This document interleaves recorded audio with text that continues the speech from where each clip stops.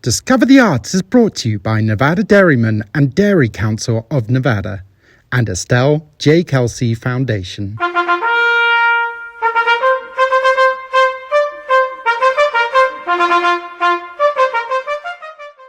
Hi, my name is Jef Derderian. I live in Reno, Nevada and work as a professional musician. Today I'm going to talk to you about a little bit about myself, what it's like to be a professional musician in this area, and I'm going to teach you a little bit about the trumpet, the instrument that I play. And then after that I'm going to play some music for you and talk to you a little bit about what I'm playing and what I really love about music. So some of the groups that I perform with are the Reno Philharmonic, the Reno Chamber Orchestra, the Great Basin Brass Quintet. I've also played with the Reno Jazz Orchestra, the Reno Jazz Syndicate, the Callaray Orchestra, as well as the Bayberry Cast and many other ensembles and groups around town. Besides those groups, I've also been fortunate enough to play with artists such as Johnny Mathis, The Temptations, as well as Evanescence, different groups that come through town, and usually those are at big venues at casinos or ballrooms, those kinds of venues. So a typical day for me can really vary depending on what season I'm in, but normally in the morning to the early afternoon, I'm practicing my instrument, the trumpet. I'm always trying to get better at my craft, trying to work on things that I don't do well on it. And then in the early afternoon to the evening, I'm doing lessons where I'm teaching students for a couple hours. And then at nighttime, I'm usually either doing a rehearsal or a show. Sometimes I even have a rehearsal and a show, depending what I'm doing, what I'm performing at that time. And on any given season, it can change, especially around holidays. I get really busy where I'm doing that every day and sometimes doing a few shows in that evening, not just one. It really just depends on what's going on at that time. So now I'd like to talk to you about the trumpet, the instrument that I play. I've been playing the trumpet for about 20 years now. I started when I was in, I believe, 3rd or 4th grade. And the trumpet is a brass instrument. It's part of the brass family, alongside the trombone, the tuba, and the French horn. And like those other instruments I just mentioned, in order to make sound on this instrument, I have to use my air. Unlike a string instrument or a piano, right, where a string instrument you can use your fingers or a bow, and a piano you press a key to make the sound. For the trumpet, I make the sound with my body, with my air. At first, the sound begins with my lips. I use my air to create a buzz. And then with that buzz in the mouthpiece, the sound comes out. And then inside the trumpet, it amplifies all of that. Now, when you look at the trumpet, you'll notice there's only 3 buttons right here. And in trumpet terms, we call those valves. And with those 3 valves, I have 7 different finger combinations that I can do in order to create pitches. But of course, on the trumpet, I do play more than seven different pitches. So in order to make those different pitches, besides those just 7 notes, I have to speed up and slow down my air in order to get those notes to come out. And on the trumpet, we call those partials. As I blow faster air, I go higher and higher on the trumpet with those partials, and as I blow slower air, I play lower and lower with those partials. Now to demonstrate what each of those partials can sound like on the 7 different finger combinations.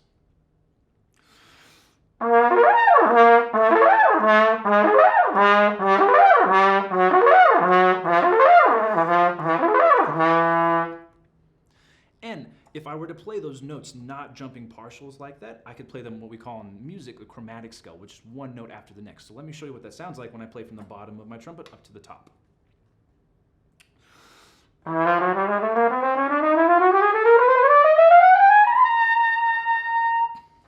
If I instead played 1 note after the next, instead of jumping partials like you heard me do on each one of those finger combinations, I can play what we call in music a chromatic scale. So I'm going to show you what it sounds like if I play from my bottom note all the way to the top note of my trumpet.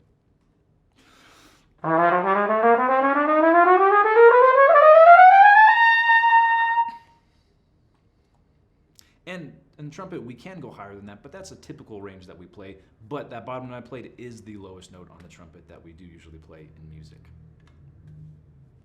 So now I'd like to play a little music for you. And at first, I'm going to play some music from the classical style of music. And you'll notice that I was playing this trumpet before. This is what we call a B-flat trumpet. I primarily play the B-flat trumpet on jazz gigs or funk or rock or Latin stuff. But when I'm playing classical music, I play on a different trumpet. And the other trumpet I play on is called a C trumpet. You'll notice when you first take a look at it that the bell immediately is longer than the B-flat trumpet, right?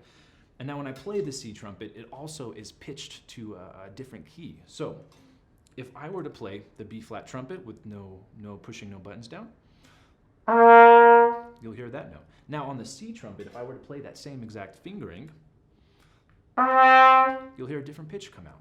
And in classical music, the reason I play this instrument is because composers that write for classical music typically write for the C trumpet, or the music lays better on this trumpet. But also in an orchestra, this trumpet has a different sound that blends slightly better with the string instruments and the other instruments in the ensemble. You'll notice that when I pick this trumpet up, I'm actually trying to heat it up with my hands, because when I pick up a trumpet and it's cold, it plays out of tune. And so in order for it to get back in tune, I have to heat it up really quickly. And often that does happen in performances, especially in classical music.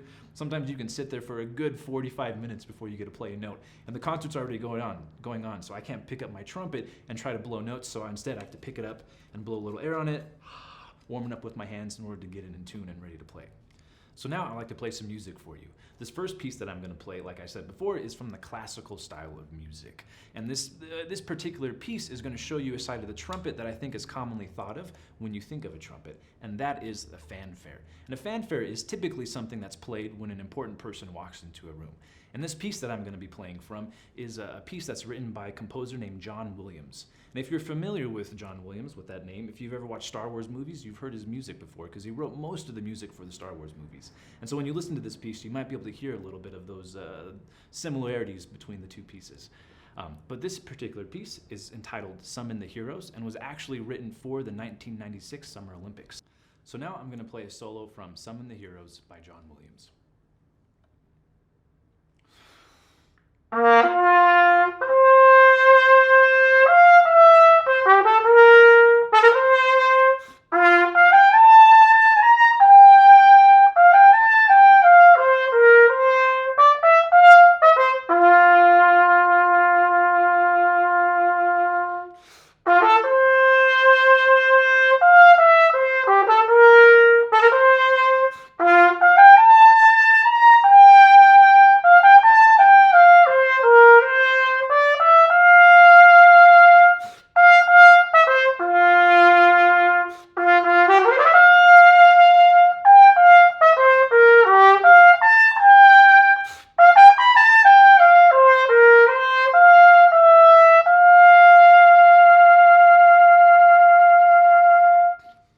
So now I'd like to play another piece for you, sticking in the classical style of music, but instead of playing on my C trumpet, I'm going to be playing now on my B flat trumpet.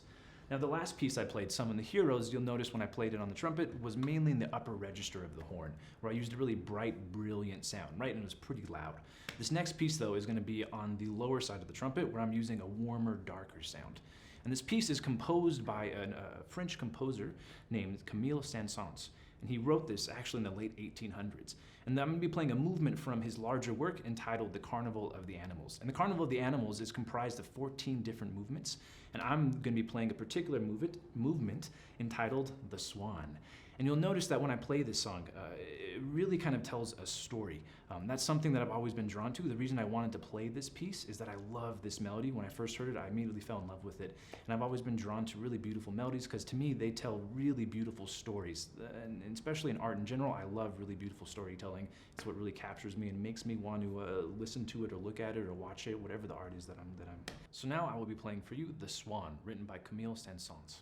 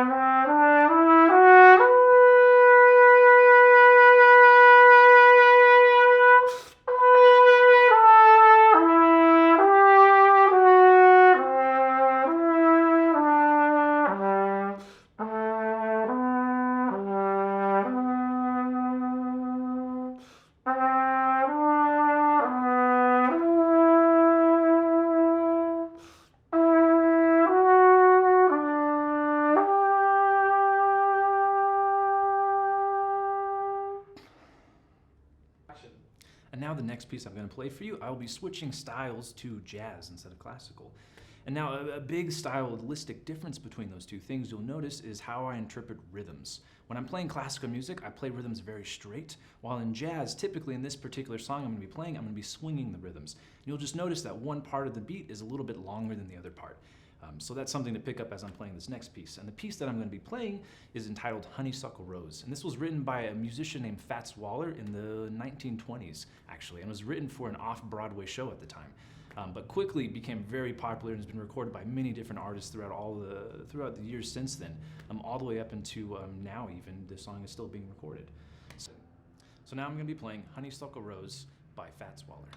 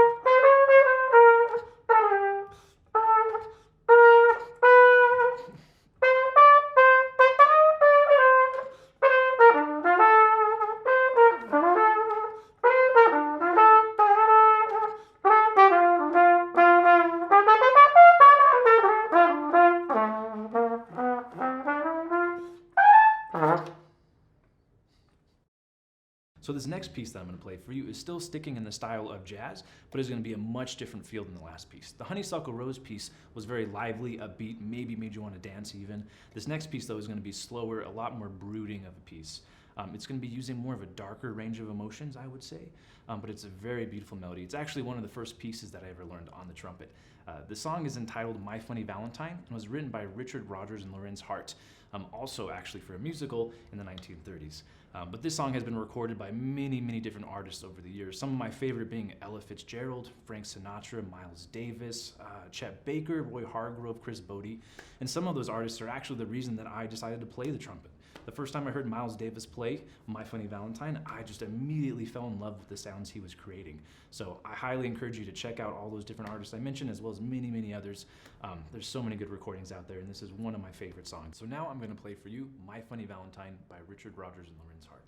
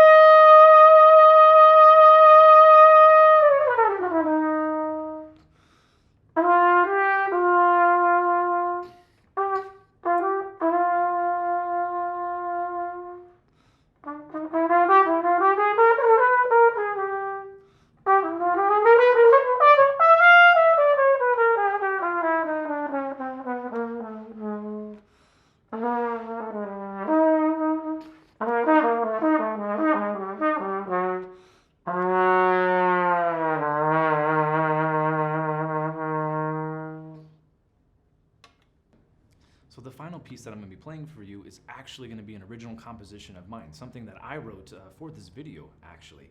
And with this piece, I wanted to do a little nod to Reno, because it's a town that I've grown to love over the past 10 years that I've lived here. And the theme of this piece is going to be about something that I found to be really unique to Reno, which is how drastically the weather can change within minutes on any given day of the year.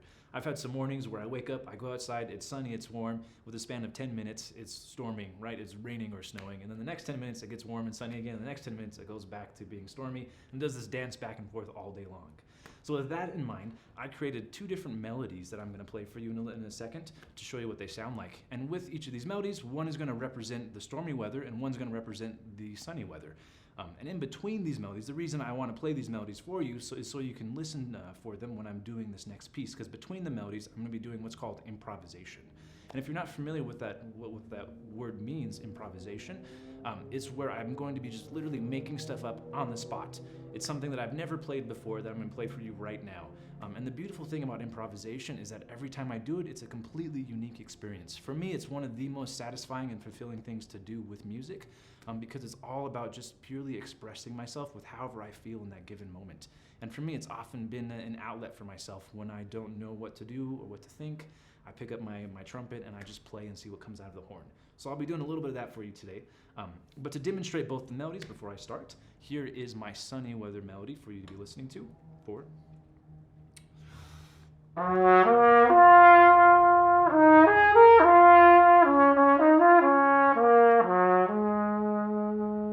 Now for the stormy melody.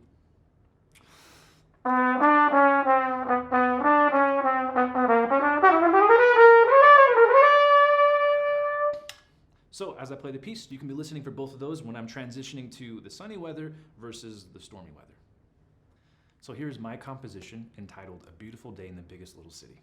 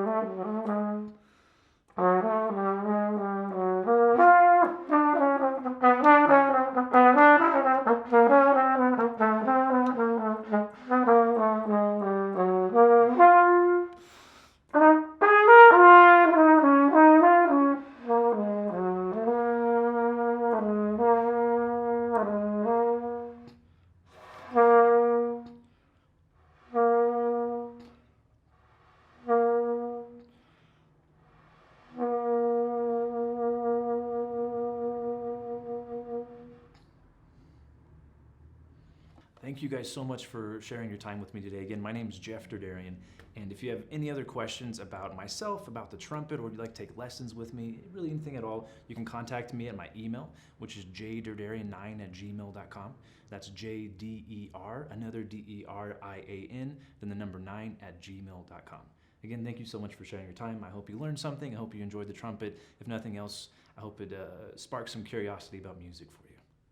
Be sure to check out Discover Bauhaus Birdhouses if you haven't already. And now, a message from our sponsors. Discover the Arts is brought to you by Nevada Dairymen and Dairy Council of Nevada and Estelle J. Kelsey Foundation. And welcome back. Today we are going to be making a Bauhaus birdhouse. So I hope you have been drinking your milk because we are going to need some milk cartons again.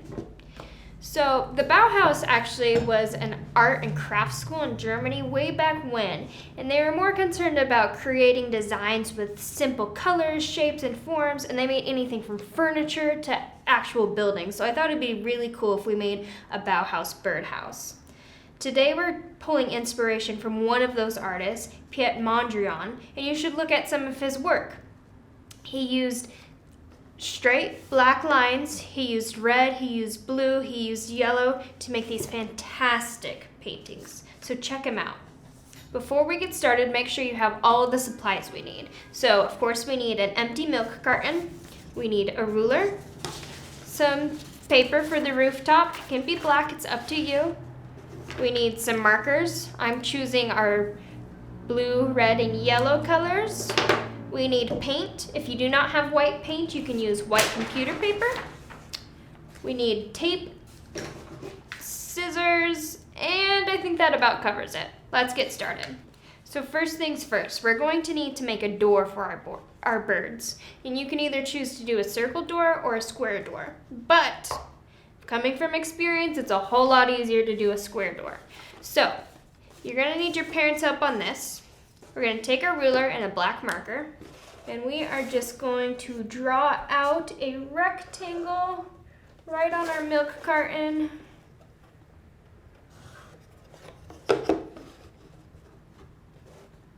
Just like this.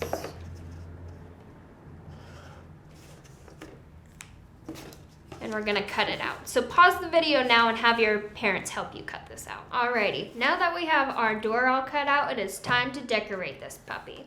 So if you don't have white paint at home, we can use white computer paper and cover up all of the logos we have just by folding it over and taping it off. If you go this route, you'll just need the extra step to recut out that door hole just so your birds can actually go home. Just like that. But if you've got white paint, now it's time to get these logos covered. A couple of coats. So I'm gonna take this paper off real quick for you guys. Alrighty.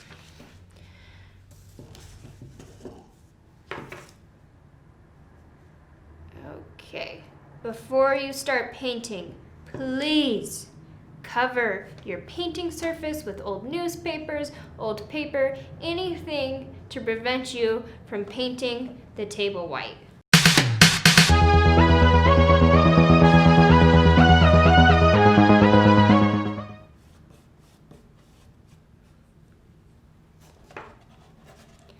Alrighty, so as you can see, one coat does not cover up the logo. So we're gonna let this coat dry. We gotta be patient. Let's set it aside, wait for it to dry, and we're gonna do a couple more coats. So push pause, and when you're ready and all of your logos are covered up, let's go on to the next step. Alrighty, so let's think back to Mondrian's painting. It had red, blue, and yellow on it, but it also had these thick black lines. So that's what we're gonna do. We're gonna take our ruler and we're gonna take a black marker and we're just gonna draw straight lines all around our birdhouse. Some can be thicker than others, some can be longer than others. This is up to you because this is your artwork. Getting all of our straight lines ready.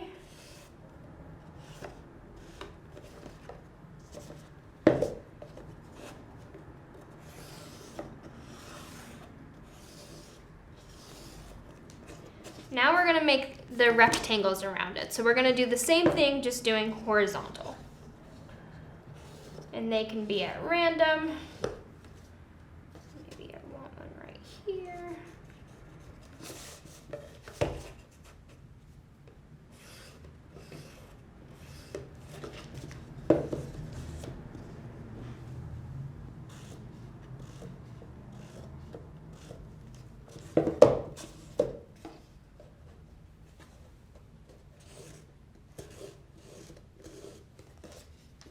Awesome.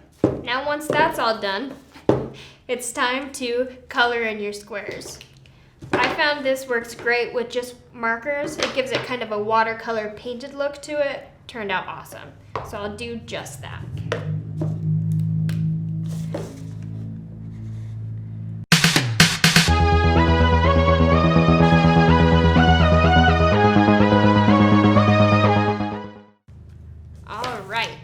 It is perfectly okay to leave most of your rectangles white because we just want little splashes of color. So once that's done, we need to put a roof on it to protect our little birds. Take a black piece of paper, cut out a little bit bigger in width than the milk carton.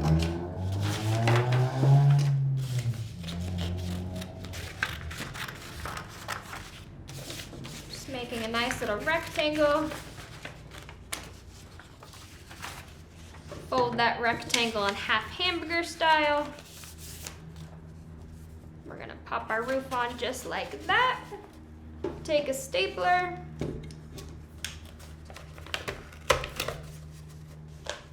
And you are done. Now, you do have the option, if you have popsicles lying around or maybe a stick, you can paint this or color it black and just glue it right on there for the birds to perch on. And you're all done. You've got yourself a Bauhaus birdhouse. Thank you guys once again for participating in Discover the Arts workshops. I will see you next time.